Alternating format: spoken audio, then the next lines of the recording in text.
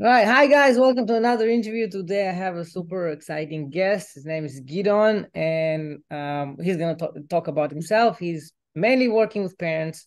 And again, because we're working here with many parents and kids, I wanted to get his input about his work and what how he helps parents and kids in their relationship. And Gideon, let's dive in. So, a little bit about yourself and what you're actually doing.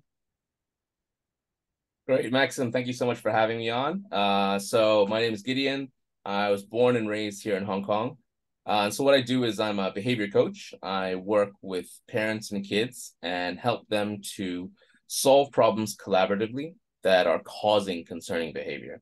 So prior to this, I was in the education field for an extensive period of time. And, I really found there was a real need for a new approach or a new way to handle kids with concerning behavior, because a lot of the time parents don't really know what to do and what to do best. Okay. And what is a very common thing that you encounter between parents and kids? I would say a very common one is that they don't really set particularly clear expectations for the kid.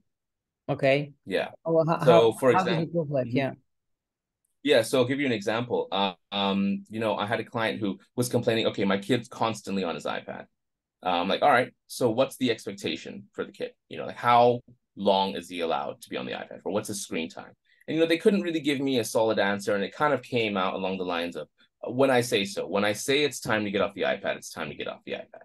And so I think this uncertainty is very difficult for certain kids, especially if they're lacking skills, right? Lacking skills in being adaptable or being flexible. And this causes a lot of conflict. It's very difficult to meet an expectation if you don't know what that expectation is. So that's a very common one that I see. Okay. That's very interesting. We find pretty much the same thing also in when we work with people here when it comes to weight loss, even with kids, you always find that either the expectations are a bit over exaggerated, so Mhm. it's kind of not connected to reality, or there's no expectations at all, right? So exactly like you said, if you don't know um, when things supposed to start, it's kind of getting a clarity around things, right? Absolutely, absolutely. I think it's so important to have that clarity, especially at home. I think kids need that predictable learning environment. I think as kids, you're very new, like everything is new. So you need kind of a stable structure in which Mhm. to develop yourself. But I think, yeah, this is a really big one. Yeah. So one of the things we actually encountered, and I actually went to do a survey about what's the biggest challenge parents are dealing with. I got a lot of answers in Hong Kong specifically, that many times parents are not spending enough time with the kids. Especially in Hong Kong, it's a bustling city. Everybody's working here like all the time. And the kids kind of pushed a little bit aside. What is your take on that? And what do you feel is the impact on both the relationship between the kids and the parents and the kids themselves, and what parents can do about it? That's a great point. That's a good one for bringing it up. Actually, I think building relationships is really, really key. And given the situation, especially in the recent years with the pandemic, I guess kind of the opposite has happened, where a lot of parents and kids are like forced to spend a lot of time together in a small apartment. And I think that's also caused a lot of strain. And I believe it's due to a lack of positive communication. I find that, I have some clients where whenever they talk, they're just screaming at one another, or it turns into a really big lecture, which kind of goes on to what I do, which is let me just talk maybe a little bit about what we do and how it's beneficial. So what I do is called collaborative and proactive solutions. And basically, in this program, it's an approach to understand and address concerning behaviors in kids. And so part of that is we have what we call a plan B conversation. And in this conversation, we identify an expectation that a kid is having difficulty meeting, right? And then we will find out the concerns from the kid. So what's getting in the way? What's making it hard? Then we'll kind of talk to the parents and see what their concerns are. Then when we have both concerns on the table is where we invite the kid to come up with a solution, which will then address the kids' concerns and the parents' concerns. So when you have this type of conversation, it's very organized, and each person, each party gets to have their say. I find that, I've had clients in the past who had very, very rocky relationships. It's just due to communication, poor communication. And when we have this conversation, the kid was heard. You got to say what was worrying him. The parents got to say what was worrying them. And they don't really get to interrupt each other, because you do have a coach in between who's mediating. And, I found that by having these conversations, especially if you're having trouble communicating with your child, is very, very beneficial. Okay. And have you encountered times where one of the sides were uncomfortable to kind of open up and talk about it? Because many times when you get to situations where there's a constant conflict and there's a constant kind of a battle going on, that one of the sides either kind of hiding it and don't want to deal with that, right? Oh, absolutely. All the time. Or they're doing it because they're somewhere in between, and then they say, okay, I'm just gonna say whatever they want to hear, and then I'm gonna, keep on doing whatever I'm doing. So it kind of become a therapy. Absolutely. Yeah, it's funny you mentioned that. Yes, often, a lot of the time. Sometimes it's from the kid, a lot of the time it's from the parent. And okay, so let me expand on that a little further. Kids, so in CPS, collaborative and proactive solutions, we kind of identify solving a problem in 3 different ways, right? So there's plan A, and this is kind of what the world knows and what everybody does, which is an adult imposed solution. And what that means is, we as adults, we see a kid who has a problem, and then we will, okay, we make that observation. And then we will come up with our own solution. And then we'll impose that solution on the kid. So the kid has nothing to do with the solution. And in all honesty, it's kind of a guess. You don't really, really know what's going on in that solution. So it's kind of a plan A world. And what we do is plan B, where we involve the kid in the solution process. And so I have a lot of kids that have been raised in plan A homes, meaning that their parents are the ones who are imposing solutions on them. So when they come in to do a conversation, they don't really want to listen to the adult because they haven't been listened to.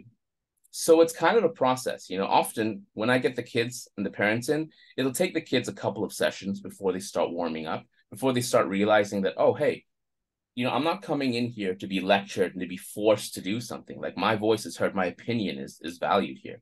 And so that takes a bit of time. But I found that, with the kids, it's not really that much of an issue. They warm up pretty quickly. Once they realize that, you're not full of BS and you're going to, force something down their throat, they open up quite easily. I find sometimes it's the parents have difficulty in changing the way that they view their kids. So in CPS, for example, we view behavior as a communication, that there's a problem. So we focus more on solving the problem causing the behavior, whereas the parents are very, very focused on the behavior itself. I'll give you an example. It's kind of like if you have the flu. If your kid has the flu and he's got a runny nose, if you spend all of your time focusing on the symptom, which is the runny nose, and never the viral infection, it's still going to be there. The illness is still going to be there. So, just to answer your question, yeah, I definitely do get resistance from both sides, and it does take time. Yeah.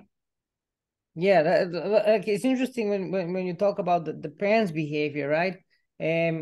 What we encounter here, which is very similar, is again, because we kind of we're a family friendly studio where we have classes for kids and adults, but one of the things that we do encourage is we encourage the parents to be active with the kids, or basically not to get to a point where they say, oh, I need to send my kid to do an exercise, or to get healthy or to lose weight, and then the parents themselves don't really proactive in doing that, so they're kind of not showing the example, and then it kind of, most of the times it doesn't work because the kid kind of go and see what's going on with the parent, and then they kind of stuck in the same cycle because they think that if they're gonna force something or push the kid to do something, then that's magically gonna make some kind of change in the kid. And unfortunately, it doesn't work like that, and it takes long time for parents to kind of realize that, right? And obviously, No, absolutely. Yeah. Sorry. yeah. So one more question. Do you feel that, again, from parenting perspective, Hong Kong is a very dynamic place when it comes to people from different countries? and like different nationalities. And obviously there's a very big difference how different nationalities and people in different countries um, treat their kids. So some are more open, some are more closed, some are more content. There is a lot, for example, a lot of families where we find that there's a lack of emotional ability or to kind of express emotions, right? And you see that a lot across the board. And what is your experience working with like families from different backgrounds? Oh, that's a good question. Definitely. I think that certain cultures are more warm or are a bit more connected with their inner feelings than others. Um, and having a conversation where you're talking about the concerns of the child and the concerns of the parent, sometimes it gets deep. It's kind of things that they feel strongly about. Mm-hmm. And me being half Chinese, me being from here, I can say that sometimes I have trouble with my local clients. And trouble in the sense is that they need a bit more encouragement to be able to talk about it, because a lot of the time they've never talked about it at all. Yeah. Even when we're working through problems with kids, sometimes this is the first time they've ever thought about a concern, like, oh, why is it that I'm having difficulty, getting off the iPad? They've never thought about that issue before. Mm-hmm. And so having this dialogue where you're walking them through the process, kind of a journey, you're discovering it with them. So Mm-hmm. sometimes it takes time, when we have what we call it as a plan B conversation, when we're getting to find a solution to to the difficulty having meeting an expectation. It does take time, and it does. There's a lot of silences. There's a lot of we have our process is called drilling. This is where we extract information from the kid. So yeah, it definitely varies. It definitely varies. Okay. Um, so if a parent have, let's say, a parent got stuck in a situation where he feel helpless with the kid, and you see, and I kind of in different forums and different platforms I read about the, my kid is like that, and whatever I try to do doesn't work. So what would you suggest them? What do you suggest them to do? Great question. Yeah, so this is where I specialize. It's like, okay, I don't know what to do, right? That's, from coming from a parent's perspective, it's like, oh, I've thought of everything. Then, the issue here is that they're using what we call as a plan A, which is an adult imposed solution. So what we do is we're very clear. We don't make any assumptions in CPS. And so when we're doing a plan B, first of all, what we need to do is we need to identify, okay, first you view, okay, what's the behavior that's coming out? I'll give you an example. I used to have a client, and the kid had difficulty brushing their teeth, right? And every time it came to brush their teeth, it was just chaos in the house. And so the parents were like, oh, okay, this kid is, he's a picky eater, so it must be the toothpaste. So they went out, they bought all the toothpaste in the world and came back, and they were still having these issues. And so, I brought the family in. We did what we call plan B conversation. We did a drilling step with the kid. We found out, okay, what's your concern here? Like, what's making it hard for you to brush your teeth? And we found out that it was the bristles of the toothbrush. The toothbrush was too hard. It was causing a lot of discomfort on his gums. Mm-hmm. And so, like all the different toothpaste flavors in the world is not going to solve that problem. And so once we had the kids' concerns, and then, all right, so then we had to have parents' concerns. So we asked the parent, okay, why? Why do you have this expectation that the kid brushes his teeth? I mean, it sounds obvious, right? But with different problems, it's different, the expectation or the worry, the concern. And of course, the parents' concern is, I don't want my kid's teeth to fall out. Yeah. All right, and then we asked the kid, okay, can we do something about the toothbrush hurting your teeth and something about, you getting clean teeth? And, the kid was like, let's get a new toothbrush. And so, that was a pretty simple problem to solve. And having this conversation with your kid is very, very healing. It kind of repairs the relationship. And also you're involving the kid. So I guess my advice would be figure out, okay, where is the unwanted behavior appearing? Mm-hmm. And what was the kid supposed to be doing when that came out? Because it's the concerning behavior is triggered by difficulty meeting an expectation. So for example, I'm a kid, I'm on an iPad, I don't want to get off the iPad. The parent's expectation is, okay, you get off your iPad, you go do your homework, or you come for dinner or whatever. that's when, well, a lot of the time when you're going to have an episode of behavior. Mm-hmm. So that's how we do it. And so a big part of our of what we do is we're proactive. So in the sense, I hear a lot of the time, oh, my kid is unpredictable. I don't know. He's going to blow up at any time. We find that not to be true. If you really watch your kid, you can see all of the instances where he's blowing up. What was he supposed to be doing? And what we do is we'll make a list of all of the unmet expectations. And, some kids come in and they have 20, 30, 40 unmet expectations. And what we do is we prioritize the top three, because you can't work on more than three at a time. Yeah. And when we're working on top three, and this is mainly for high conflict households, the other unmet expectations, we do what is called a plan C, is where we're going to shelve that expectation for now, meaning we're not giving up on it, but just for this moment, just to create some peace in the household, we're going to focus on these three, and the other ones, they're not going to bother about it for the moment until they have time to do a plan B conversation on those. Yeah. Well, it's again, it's interesting, the similarity between how you work with the kid too many times how you actually work with adults, because it's kind of developing in the sense like when we're working and we're helping people with weight loss or wellness transformation, they kind of doing things by default without actually questioning anything. And if they're questioning, they're many times questioning the wrong things, or the things that kind of don't make the biggest difference. The same example what you gave with the toothbrush, where they go and change a lot of paste when the problem is actually the brush. So that's kind of something that we also encourage, like in our coaching when it comes to health, for people to look at, okay, what is the biggest thing that makes the biggest, like where exactly is the biggest impact, right? And usually it's the hardest thing to see and to think about, because we're kind of, again, I had a conversation with another coach yesterday, that it's a matter of simply not being conscious about what's going on with you. It's kind of all the time being an autopilot in a sense, right? Yeah, cool. Well, look, it's a very interesting topic, and I see that you're doing great work with parents and kids. So first of all, where, like, if people would like to work with you and understand better what you're doing, where can they find you? I guess, we have our website, which is behaviorcoach.hk, and behavior is spelled the UK way. Or you can just pop on our Facebook page, which is also behaviorcoach.hk, and you can just send us a message there and find out how you can work with us. Yeah. Awesome. Cool. Anything else that you want to add to kind of wrap up the conversation? No. uh, um, Not really. Not really. No, Okay, yeah. then I'll wrap up then. Okay. So Okay. again, first of all, if guys, if anybody watched this, right? In the end of the day, like, Gideon is working with parents and kids. We here in the studio working with parents and kids as well, and we see a lot how this.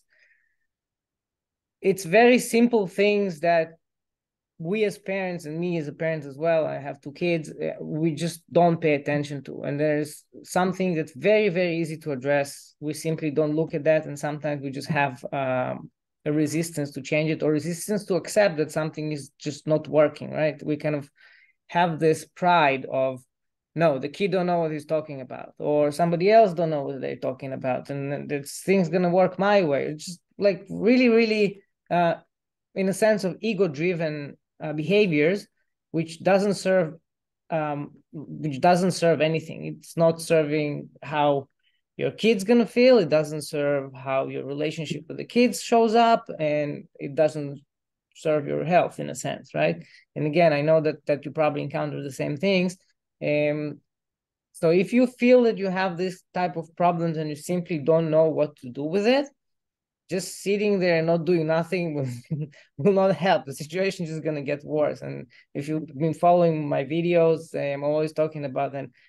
But be proactive. You can make mistakes. It's better make mistakes and being proactive than don't do nothing, and then you obviously know where it's going to end up. So again, if you encounter as a parent this kind of issues that you deal with, and you don't know what to do with it, then it's always better to go and speak with people like Gideon, or go to consultation, see just a third, kind of getting a third perspective on things, because then it's not your perspective, not kids' perspective. And sometimes, you know what they say, sometimes things from the side are much better. Like you can see things from the side much better than from your perspective, right?